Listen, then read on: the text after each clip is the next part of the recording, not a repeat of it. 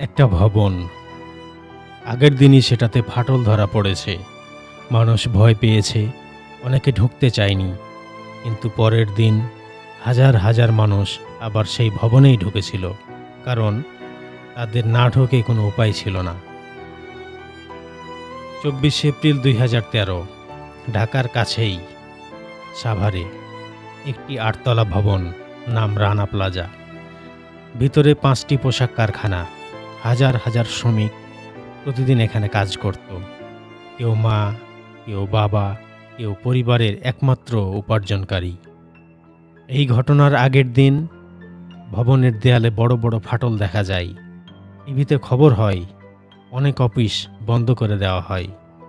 কিন্তু পোশাক শ্রমিকদের বলা হয় কাজে আসতেই হবে, কারণ কাজ না করলে বেতন কেটে নেওয়া হবে।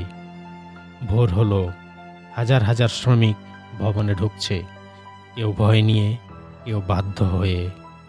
তারপর হঠাৎ একটা বিকট শব্দ। কয়েক সেকেন্ডের মধ্যে পুরো ভবনটা ধসে পড়ল। ধুলা, চিৎকার, অন্ধকার। হাজার হাজার মানুষ ধ্বংসস্তূপের নিচে আটকা পড়ল। কেউ নড়তে পারছে না, কেউ সাহায্যের জন্য চিৎকার করছে, কেউ ফোন করে বলছে, মা, আমাকে বাঁচাও। কিন্তু অনেক ফোন আর কখনোই রিসিভ হয়নি। উদ্ধার কাজ চলে দিনের পর দিন। মানুষ হাত দিয়ে ইট সরায়, নিজের জীবনের ঝুঁকি নিয়ে অন্যকে বাঁচাতে যায়। কেউ জীবিত বের হয়ে আসে, কেউ নিথর লাশ হয়ে। শেষ পর্যন্ত ১১০০-র বেশি মানুষ মারা যায়, ২৫০০-র বেশি মানুষ আহত হয়। অনেক পরিবার তাদের প্রিয়জনকে আর খুঁজেই পায়নি। কেউ শুধু একটা কাপড় দেখে চিনেছে তার প্রিয়জনকে। এই মানুষগুলো কোনো সংখ্যা না।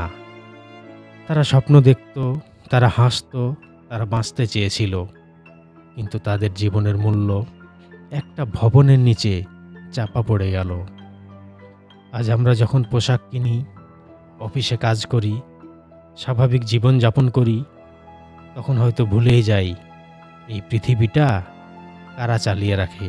আজ আমরা শুধু রানা প্লাজা ধসে নিহত শ্রমিকদেরই না, পৃথিবীর প্রতিটি শ্রমিককে স্মরণ করছি, যারা প্রতিদিন নিজের জীবনের ঝুঁকি নিয়ে কাজ করে।